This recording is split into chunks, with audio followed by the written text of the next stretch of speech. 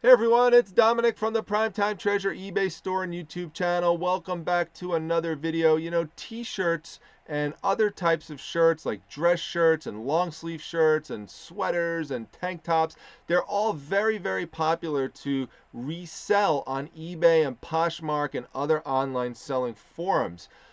But especially for people who are new resellers, a question often emerges as to whether or not you have to have a mannequin to make that shirt sale. And what I would tell you in response to that is that while it is good to have a mannequin, having a mannequin in and of itself does not guarantee you that you're going to make a shirt sale. It's all in the display, it's all in the presentation. A mannequin could be fine to do that, but there's also ways to mess up having a mannequin or to not use it to its maximal potential. And so I'm going to show you some examples of these things, and I'll show you the model that I would suggest using if you are brand new or you just don't have a mannequin yet, you haven't invested in it. I'm going to show you an option that I would suggest to use and some things not to do. So first off, just about the mannequin in general, I'll show you, here will be just like a classic way in which a mannequin would be set up to display a long sleeve shirt, and other types of shirts would be displayed similarly. Now, it's nice because provided that the mannequin is the proper size for the shirt, it does fill it out nicely and shows, really shows how it would look on the person. So it's good to have, especially if you have this, kind of whitish backdrop like this. eBay does prefer that in their algorithms at this point, that you're having a more of a clear background as opposed to a busy and kind of disorganized background. It doesn't always have to be white, but having it white or some kind of nice solid color that's not very distracting could be really helpful. Now, a brand new mannequin is going to run you typically somewhere around $50 or more, and that's one of the reasons why people, especially those who are new, don't immediately go out and get one, because they want to make those initial shirt sales first and make some profit before going out and making that type of investment. Another reason is that they are bulky, and so unless you have storage space, if you're living in a small apartment, you might not want to keep that out in the open where everyone's going to see it, so you're staring at it all the time. So that could be another reason why you initially don't invest into one and want to look at some other options. But as I mentioned earlier, having a mannequin in and of itself is not sufficient. So for example, look at this one right here. As a guy who shops for dress shirts, I could tell you this would be one that I would not really be interested in because of how it's set up. You see, as opposed to this one over here, where a very similar looking t-shirt is fit properly onto the mannequin, and that does make it appealing and says, makes you say, all right, that would be one I'd be interested in. This one here, not so much, because as you can see here, it's drooping and it's wrinkly, and it doesn't cut off evenly at the bottom. Whereas over here, we do have a nice cutoff right below the bottom of the shirt tail there.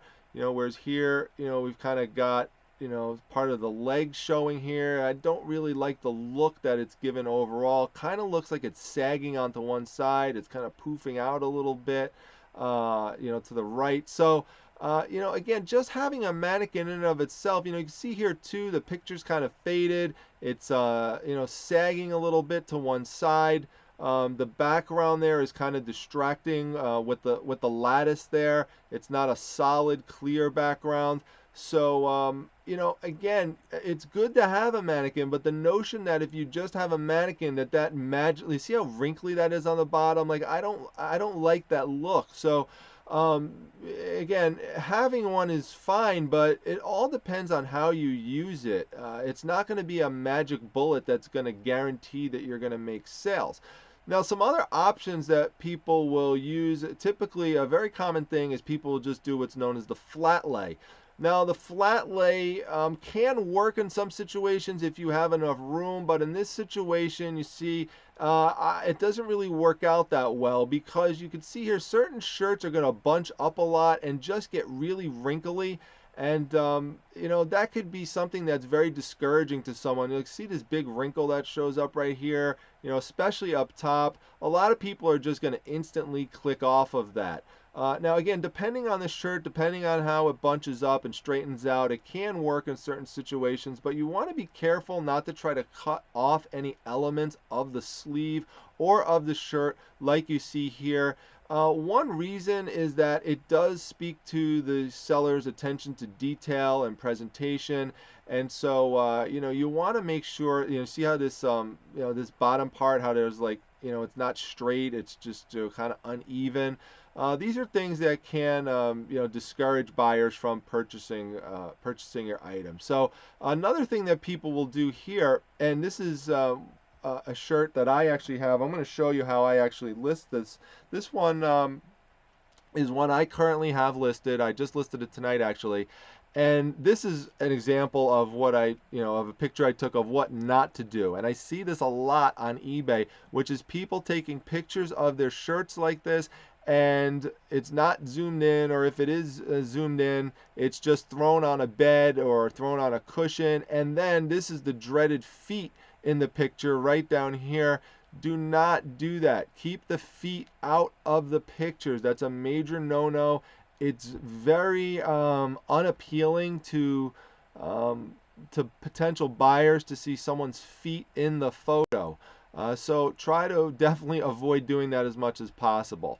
Now, I'm going to click off of that. Another thing that people will do as an option, which is a good option if it's available for you, is to model the shirt.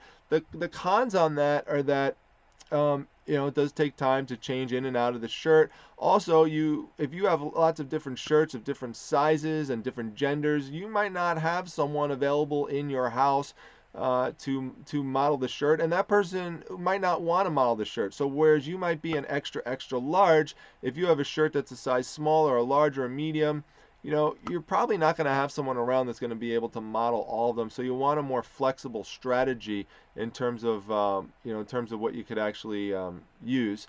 Now, a lot of people use, and this is a strategy that I like, that I'm going to show you, but in a different way than is set up here, is the it's a flat lay, but it's a vertical flat lay as opposed to the horizontal one I showed earlier. And this is by hanging the shirt up against a wall or against a door. Now, a door is the most common. Now, what I would say about this one in terms of what I would discourage you from doing is to have shirts that show the doorknob, especially when the doorknob is obstructing part of the shirt. You don't want that. Also, I'd like you to pay close attention to the hanger. The regular plastic hangers like this give it kind of a cheap look. You want to have a nice wood hanger. That definitely gives it a more professional presentation. And also in terms of the hook, try to avoid the clear plastic hook like this and try to use a metal hook. It looks a lot nicer. I'll show you an example right here. This is the setup that I have, and this is what it looks like before I actually put the shirt on there. You see, this is a solid wood door.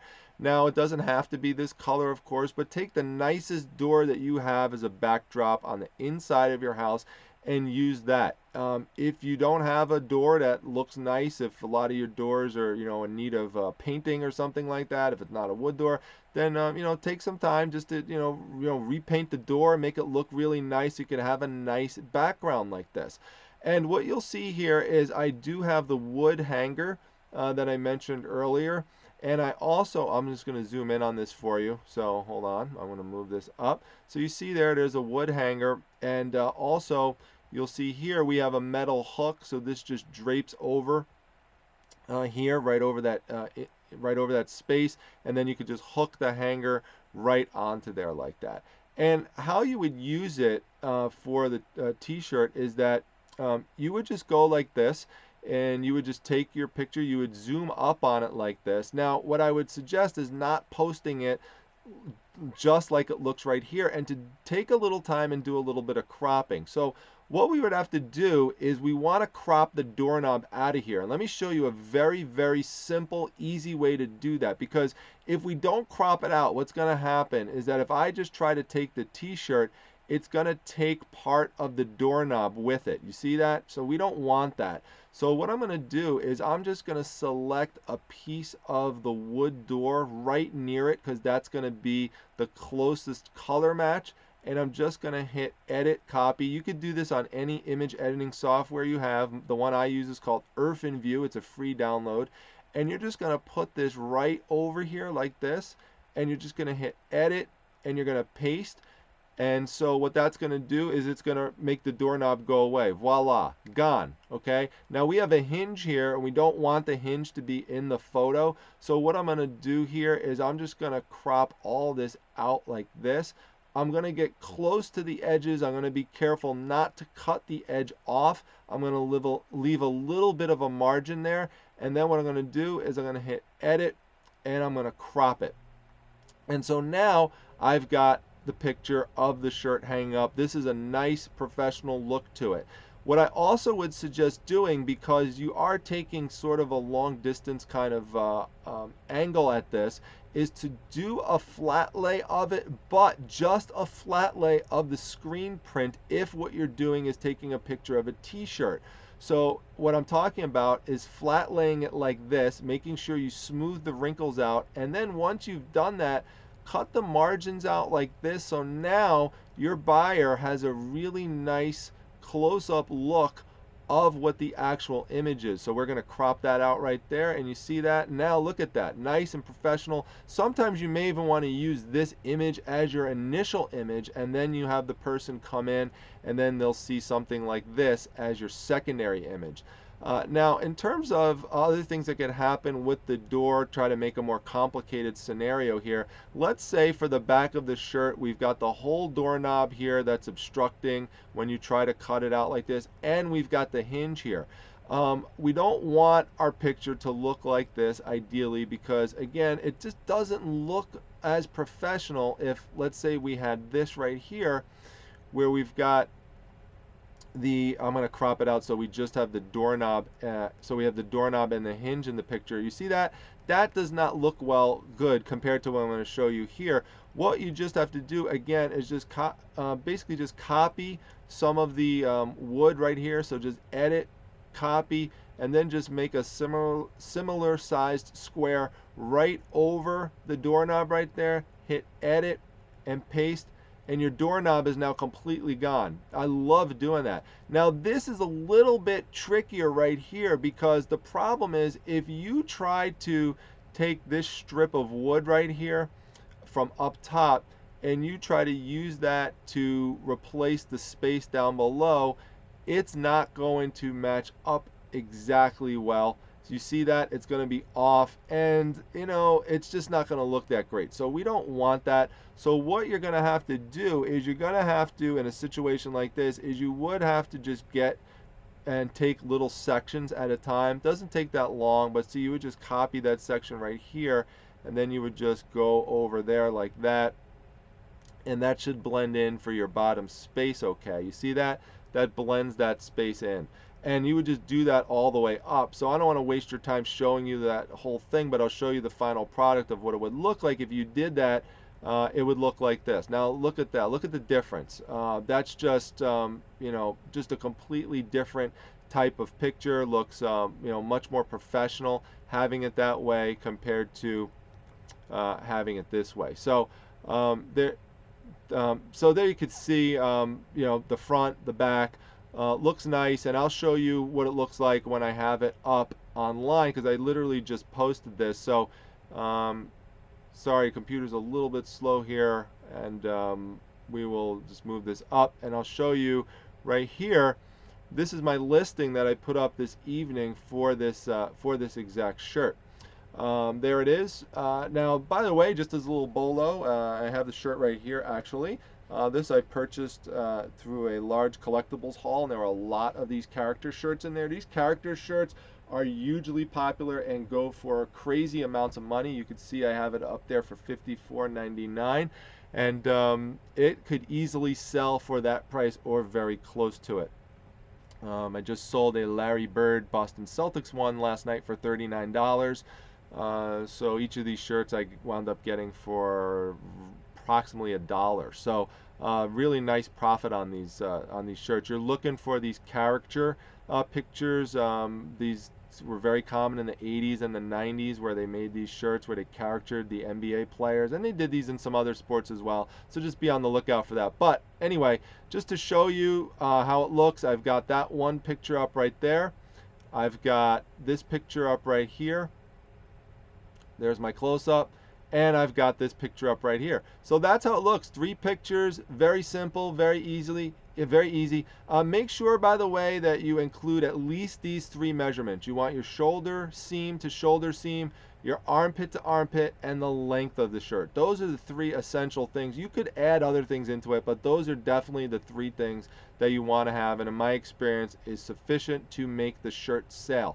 So I hope that this video is helpful for you. If you have any questions, please drop those down below in the comment section. If you have any comments as well, please make sure you add those too. Make sure you like the video, share the video with anyone who you think might be helped or benefited from this. Make sure you subscribe to the channel. Trying to get to 1,000 subscribers right now. I'm at 919. So very close to getting there. So would appreciate your support. Also, make sure you come check out my Facebook group, the Facebook Reselling Resource Center. The link to that's down below. Tons of useful tips, over 2,500 members, free, doesn't cost you anything, and it's just a great supportive community. So I hope to see you there. Also, make sure you're following me on Instagram. That's at Primetime Treasure, no S. And just as a reminder, I will be on the Flippin' Hippos live show at 8 p.m. Eastern Time this Sunday. So hope to see you all there, and thanks a lot for checking out this video. See you later, everybody.